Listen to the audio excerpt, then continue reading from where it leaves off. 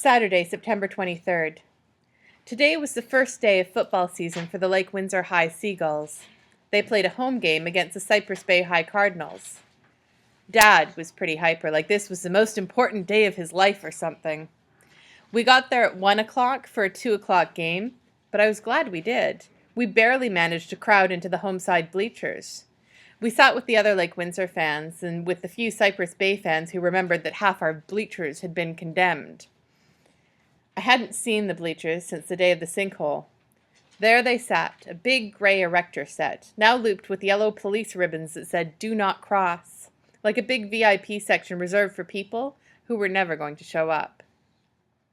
By 1:30, the rest of the Cypress Bay fans had gotten the message.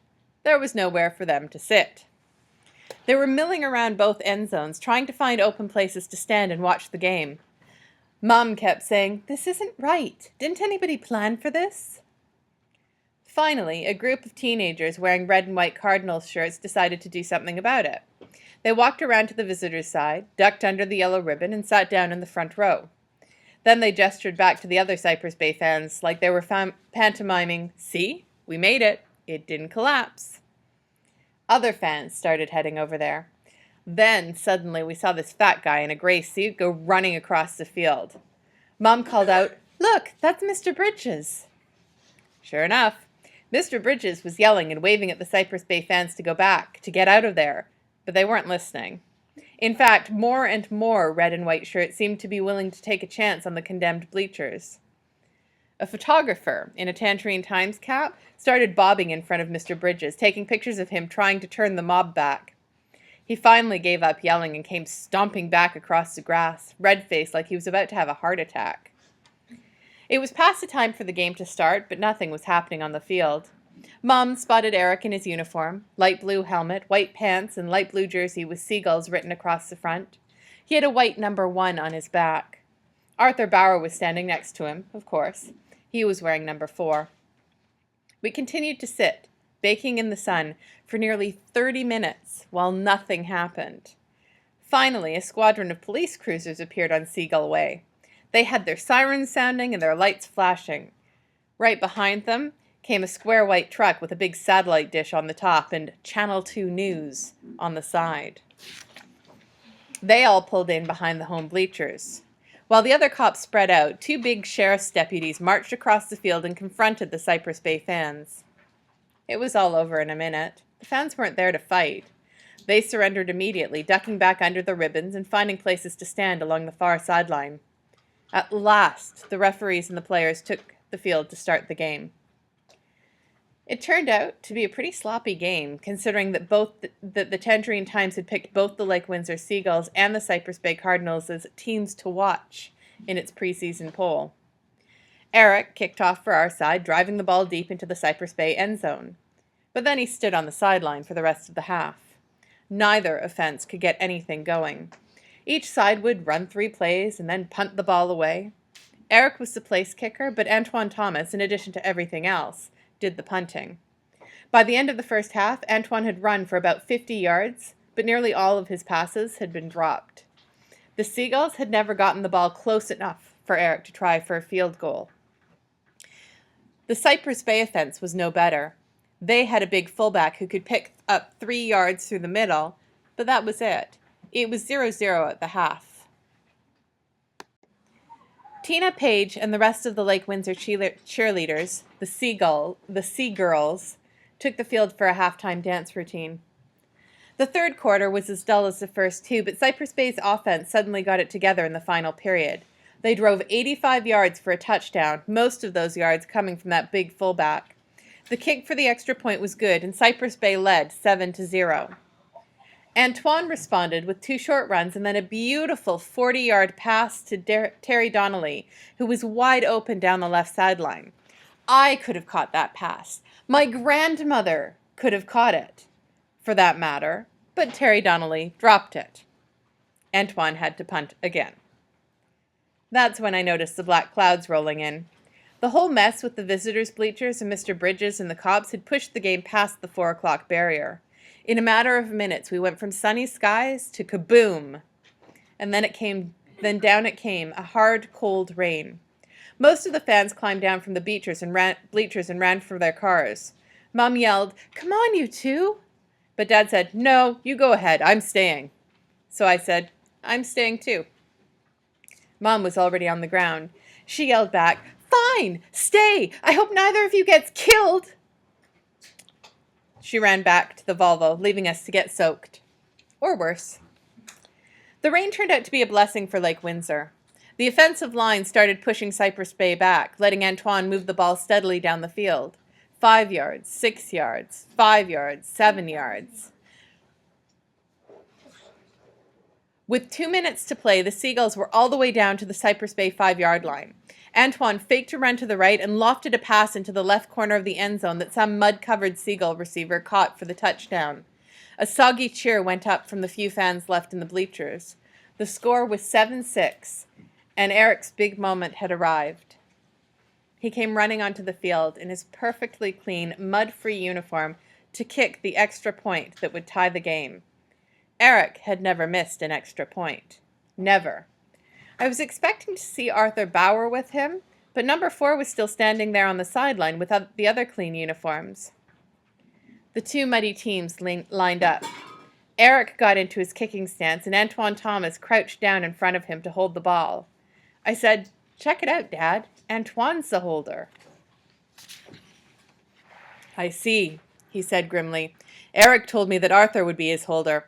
I don't think it's such a good idea to throw a surprise like this at your kicker." Dad and Eric and I and everybody else figured that Arthur had taken over Mike Costello's job.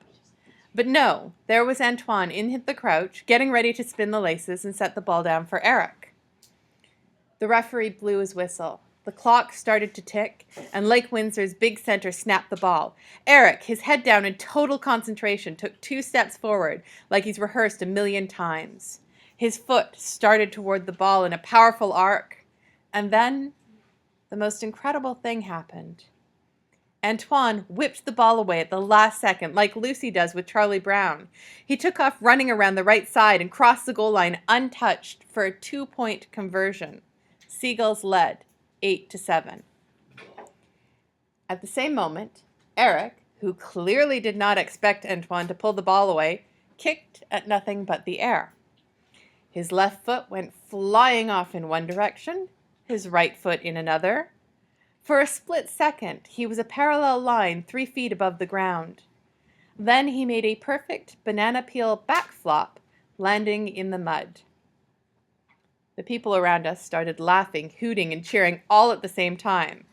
Antoine spiked the ball in the end zone, and all of the Lake Windsor players, except Eric, ran over and jumped on him. All the Lake Windsor players on the sideline, except Arthur, started jumping up and down, too. Eric finally got up and walked to the sideline to get to his kicking tee. His front was still clean and white, but his back was now filthy. He kicked the ball to the Cardinals, but they fumbled it away, and that's how it ended. Lake Windsor 8, Cypress Bay 7. When we got back to the car, Mom just said, "From here it sounded like we won." I wanted to tell her all about Eric's banana peel backflop special, but Dad cut in right away. "Yes, we won on a fake kick. They sent Eric out to fake the kick for the extra point. That drew the offense to him, and it cleared the way for Antoine to run it in for 2 points." Mum thought for a moment. "So Eric did something that helped win the game?" "Most definitely," Dad said. "It's not something that shows up in the stats in the newspaper. It's not something that people will remember, but it helped win the game." I thought to myself, not remember? You've got to be kidding. Eric's flying banana peel backflop in the mud is the one thing about this game that everybody is going to remember. Dad continued talking in this manner throughout dinner, pounding home his theme to Eric, that Eric had contributed big time to the victory, that Eric had actually made victory possible by being the decoy. I don't think Eric was even listening.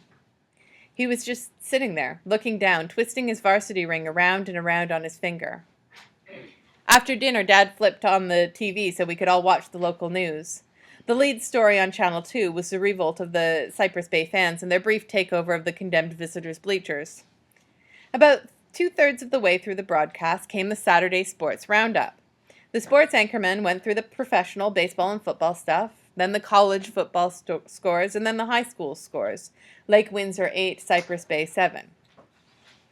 The broadcast ended with a feature called The Week, notice how that's spelled, in sports.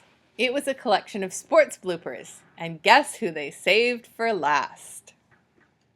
The anchorman said something like, "Finally, a play that looks like it was drawn up by the Three Stooges. Watch closely." And there it was. A ground-level view of the ball being snapped to Antoine, of Eric striding forward confidently, and whoo! Up in the air he flew. It was even more comical than I had remembered. Eric went splashing down into the mud, but he didn't stay there.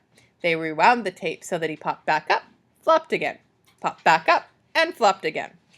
Finally, the camera turned to the end zone to catch Antoine spiking the ball. It zoomed in on his face.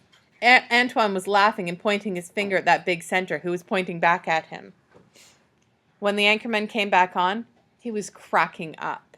So were all the other news people. The credits started rolling and they started saying stuff like, "Does that school have a diving team?" And "I hear those mud baths are good for wrinkles." Dad got up and snapped off the TV. The four of us sat there in stony silence.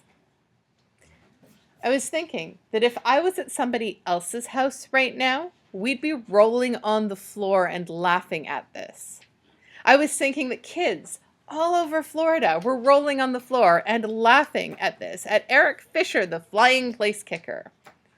But this isn't somebody else's house. This is the house built on the Eric Fisher football dream. Finally, Dad said to Eric, "Hey, all you can do is laugh it off." Mum agreed.